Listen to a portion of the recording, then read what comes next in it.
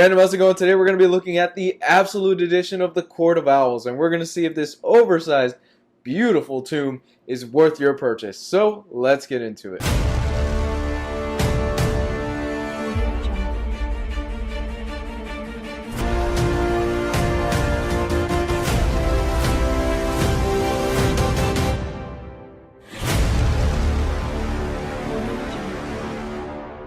So the story centers around all these murders that are going around Gotham City, and Batman has to piece together what's going on with all these murders. He soon finds out these are all connected, something's going on here, which leads him to discovering the Court of Owls. So the Court of Owls is this organization that's been running all the crime rings and all these assassination attempts in Gotham City for hundreds and hundreds of years.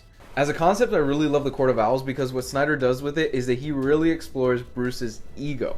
Bruce, throughout the whole series, is basically saying, nobody gets anything up on me in Gotham City. I'm Batman. I know what's going on. I know every single crevice of it. How can this organization be running things behind my back for all of these years and me not knowing about it? All they are is a myth. Bruce soon finds out that the Court of Owls are more than just a myth, especially when he ends up facing a Talon. The Talons are one of the best villains I think that DC has put out in the past few years. I really like the concept and the overall design, and I'm not going to give away the background story of it because if I do, it kind of ruins a lot. So at this point, you're probably wondering, what am I getting here that's different than the standard edition? So we're going to take a look at the Slipcase. This comes exclusively to the Absolute Edition. I really like this. It's the cover for, I believe, if it's not issue 4, it's issue 5, one of those. Right there, I like that a lot. I like the back here, which has the Court of Owls rhyme. I'm not going to read it. I'm sure some of you have read the series now. And I like how they have the Court of Owls and you have the Talon in the center. I really like that a lot. Overall, very beautiful slipcase.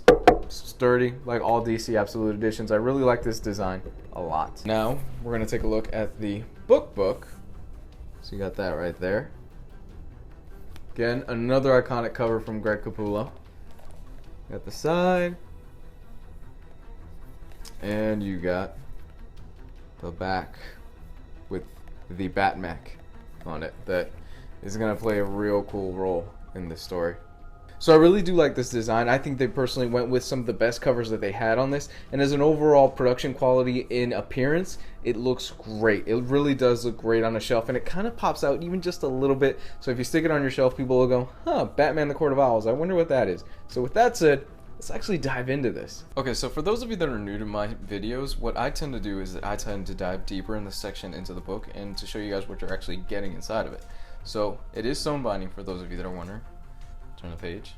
Nice Court of Owls symbol right there. And the owl right there. That's going to play a huge role later on in the series in issue, I believe, 5, which is awesome. I'm not going to ruin what happens in there, but it's really cool. And for those of you that are wondering, does issue 5 translate well in this format? It's a bit of a burden because when you read issue 5, there's something you actually have to do to the book in order to read it. Not going to ruin it here. I'm not. It was really cool what they did. Introduction by Scott Snyder. And then, boom, issue 1. You start out with.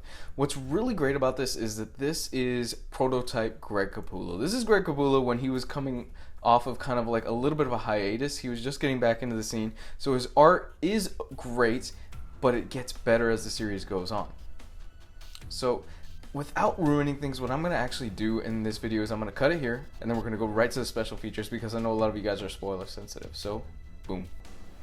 Alright, so to start things off, you do get the backup stories in the back of this book, and you do get a nice little cover gallery. So for those of you that are wondering, hey, is the Raphael Albuquerque backup stuff in the back? Yes, it is. So it's not in between issues like it was in the original. Nice little cover gallery. I really like the artwork here.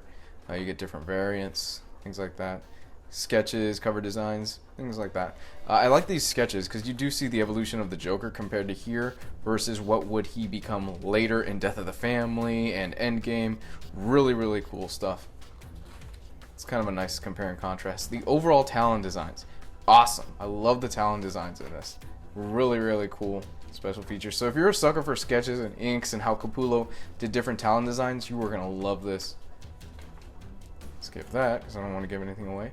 And here we go. Script 1 of Batman. This is a very, very early draft of Batman issue 1, and as Snyder puts it, him and Capullo actually butted heads because Snyder was so meticulous and Capullo was more of, just give me the beats and I will do the art. Snyder is very picky. He wanted different positions, different cameras and things like that, and Capullo pretty much just shredded most of his script and did what he wanted to do. So they really butted heads, and then, in fact, they didn't even like each other when they first started this project. So a lot of scripts and a lot of detail and work and sketches. Love this type of stuff. And that's pretty much it for the special features. So as special features go, you're getting most of the standard stuff that you do get in absolute editions. And, you know, I really do like this stuff. It's a nice little touch. It's a nice little add-on for all of you guys that are into that type of stuff. So the art, really what more needs to be said about Greg Capullo? The guy cut his teeth on Spawn and he blew up with this book. I mean, just absolutely blew up. And the funny thing is, when Greg Capullo first started out on this book, I remember people saying, oh my gosh, they have tied an anchor down to Scott Snyder. Greg Capullo's art, that guy's from the 90s. How can he do great art today? Let me say this, I absolutely adore Capullo's art in this series. I think it's the best work he's ever done. I've been following Capullo since the 90s, and some of the draftsmanship, some of the line work, some of the designs that he does in here are stunning. There's one particular scene in here involving a jetliner where Batman has to fight the main antagonist, and it is absolutely stunning how well choreographed the fight scenes are, and the camera placement and the line work and the colors. Honestly, it's just a work of art, and it's something that when I was first starting to read a lot more DC books in 2011 just made me go, bah! A lot of criticism has been thrown on Snyder over the past few years because they say that the guy really doesn't stick landings that well. He nails the first 2/3 of a story arc, but the landing is where he always kind of falters a little bit. I personally am of the opinion that I think he sticks the landing for the most part on this.